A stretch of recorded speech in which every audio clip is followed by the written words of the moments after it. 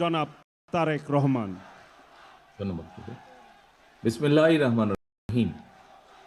BNP আয়োজিত বিজয় দিবসের আজকের এই আলোচনা অনুষ্ঠানের সম্মানিত সভাপতি জনাব মির্জা ফখরুল ইসলাম আলমগীর, মঞ্চে উপস্থিত স্থায়ী কমিটির সম্মানিত সদস্যবৃন্দ সহ উপস্থিত নেতৃবৃন্দ, আমার সামনে উপস্থিত প্রিয় ভাই বোনেরা এবং প্রিয় সহকর্মীবৃন্দ সহ সমগ্র দেশের গণতান্ত্রিক আমি প্রিয় জনগণ, আসসালামু আলাইকুম।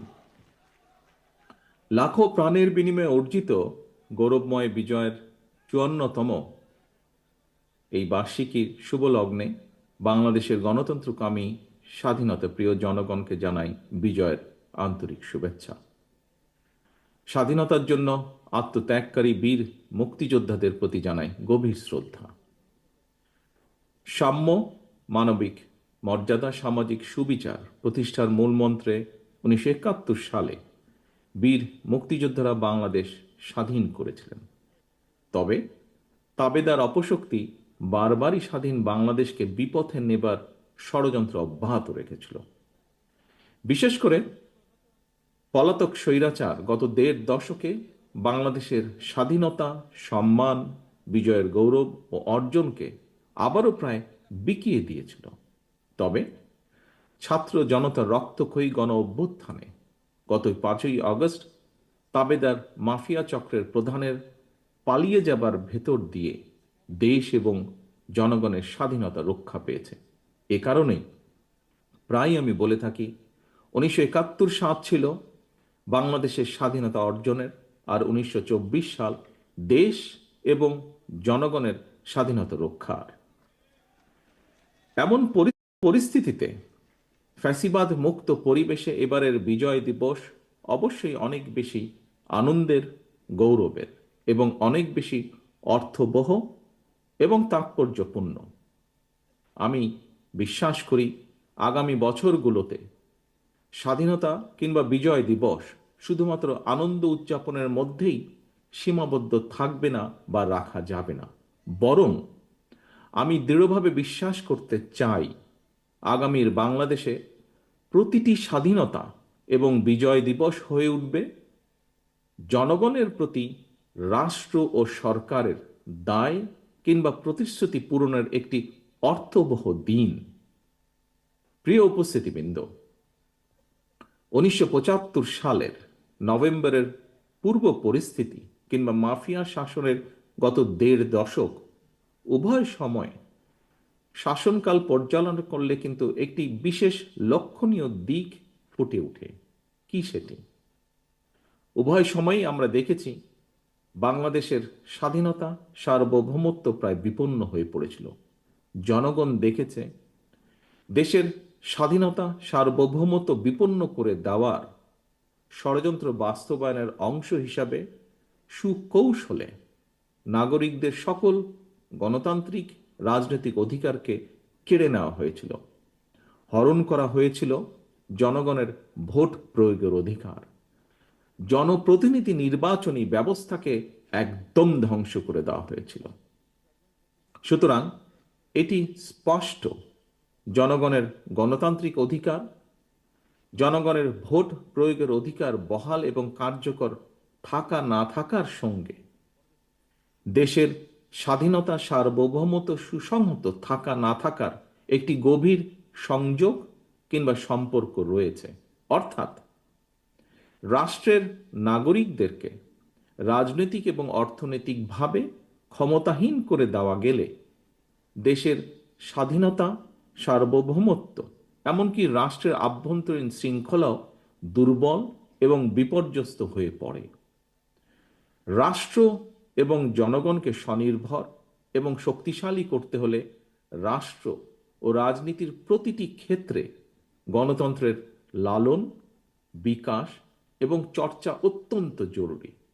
আমরা মনে করি রাষ্ট্র ও সমাজে গণতান্ত্রিক রাজনীতি চর্চার অন্যতম প্রাতিষ্ঠানিক কেন্দ্রবিন্দু হচ্ছে জনগণের সরাসরি ভোটে নির্বাচিত জবাবদিহিতাদের দ্বারা, জনপ্রতিনিধিদের দ্বারা গঠিত জাতীয় সংসদ। জবাবদিহিমূলক সরকার ও সংসদ যথাযথভাবে কার্যকর থাকলে জনগণের রাজনৈতিক ক্ষমতাও নিশ্চিত থাকে।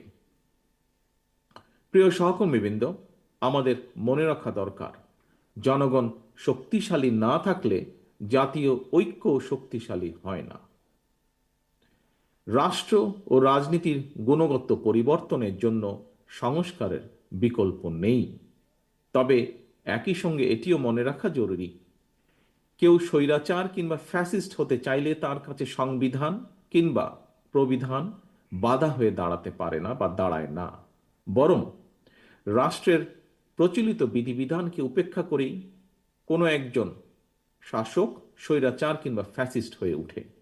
সুতরাং রাষ্ট্র এবং সরকারকে স্বৈরাচার বা ফ্যাসিবাদ থেকে সুরক্ষিত রাখতে চাইলে সুসংবদ্ধ বিধিবিধানের চেয়েও রাষ্ট্র রাজনীতির প্রতিদিনের কার্যক্রমে, নাগরিক জীবনের প্রতিদিনের চালচিত্রে গণতান্ত্রিক রাজনৈতিক সংস্কৃতির চর্চা অত্যন্ত বেশি জরুরি। প্রতিদিনের কার্যক্রমে গণতান্ত্রিক চর্চার মাধ্যমেই রাষ্ট্র সমাজ থেকে ফ্যাসিবাদের উপাদান দূরীভূত করা সম্ভব, দূরীভূত হয়ে থাকে। প্রিয় দেশবাসী, বর্তমান অন্তর্বর্তীকালীন সরকার কি করতে চাইছে?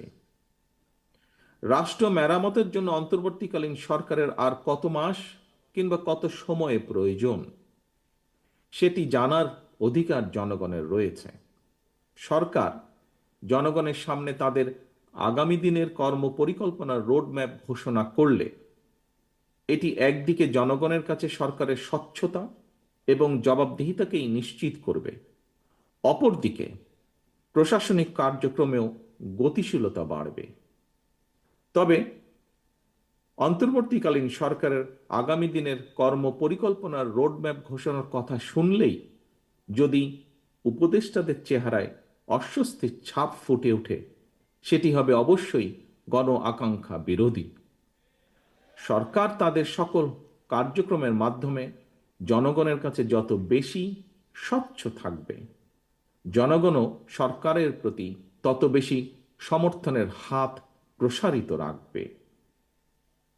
প্রিয় ভাই বোনেরা, প্রায় প্রতিদিন দেশের কোনো না কোনো হাসপাতালে ডেঙ্গুতে মানুষের মৃত্যু অব্যাহত রয়েছে। হাসপাতালের চিকিৎসা খরচ যোগাতে অনেকের জীবনে নাভিশ্বাস উঠেছে। এর পাশাপাশি নিত্য প্রয়োজনীয় দ্রব্যমূল্যের লাগামহীন ঊর্ধ্বগতিতে দিশেহারা সমাজের প্রায় প্রতিটি মানুষ। প্রতিদিনের সংসারের ব্যয় মেটাতে জনগণকে যুদ্ধ করতে হচ্ছে। সুতরাং জনজীবনে নিত্য দুর্ভোগ কিংবা বাজার পরিস্থিতি নিয়ন্ত্রণ না করে অন্তর্বর্তীকালীন সরকার যদি শুধু সংস্কারের নামে সময় সংক্ষেপ করেন, তাহলে জনগণের কাছে সংস্কার আগে নাকি সংসার আগে, এই প্রশ্নটি মুখ্য হয়ে উঠতে পারে। দুর্ভোগ বর্তমানে মেনে নিলেও জনগণ এখনো সরকারের বিরুদ্ধে তেমন উচ্চ বাচ্য করছে না, কারণ জনগণ বর্তমান অন্তর্বর্তীকালীন সরকারকে সফল দেখতে চায়।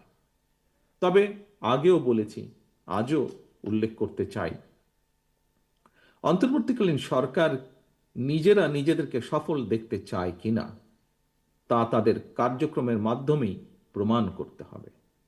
প্রিয় ভাই বোনেরা, একটি দেশের জন্য 54 বছর সময় কম নয়। এই কথাটি গতকাল একজন প্রতিবন্ধী ভাই উনি উল্লেখ করেছেন তার কিছু কথা বলতে গিয়ে। লাখো মানুষের রক্তের উপর দিয়ে দেশের জনগণ আজ এক অভূতপূর্ব ঐক্যের মোহনায় এসে দাঁড়িয়েছে। এই ঐক্যকে কাজে লাগিয়েই একটি বৈষম্যহীন বাংলাদেশ গড়ার লক্ষ্যে আমাদেরকে এগিয়ে যেতে হবে। একটি বৈষম্যহীন মানবিক বাংলাদেশ বিনির্মাণের লক্ষ্যে বাংলাদেশ জাতীয়তাবাদী দল বিএনপি ইতিমধ্যেই 31 দফা কর্মসূচি ঘোষণা করেছে, যা এখানে দলের মহাসচিব সহ আরো কয়েকজন বক্তা উল্লেখ করেছেন তাদের বক্তব্যে। এই কর্মসূচির লক্ষ্যই হচ্ছে শিশু, নারী, বৃদ্ধ অথবা দলমত, ধর্ম, বর্ণ নির্বিশেষে রাষ্ট্রকে অবশ্যই প্রতিটি নাগরিকের দায়িত্ব নিতে হবে। পরিশেষে আমি বিএনপির সর্বস্তরের নেতাকর্মীদের প্রতি আহ্বান জানিয়ে বলতে চাই, সকল অস্পষ্টতা কাটিয়ে অচিরেই নির্বাচনী রোডম্যাপে যাত্রা শুরু করবে আমাদের এই প্রিয় বাংলাদেশ। সেই যাত্রায় আবারও বলছি, দয়া করে মন দিয়ে শুনবেন প্রতিটি নেতাকর্মী এই দলের। সেই যাত্রায় আপনাদের বিশ্বস্ত সঙ্গী হচ্ছে দেশের গণতান্ত্রিকামী স্বাধীনতা প্রিয় জনগণ। সুতরাং আপনারা জনগণের সঙ্গে থাকুন, জনগণকে সঙ্গে রাখার সর্বোচ্চ চেষ্টা করুন। সবশেষে বিজয় দিবসের প্রকালে আমি শহীদ মুক্তিযোদ্ধা সহ স্বাধীনতার ঘোষকের প্রতি গভীর শ্রদ্ধা জানিয়ে আমার বক্তব্য শেষ করছি। আল্লাহ হাফেজ।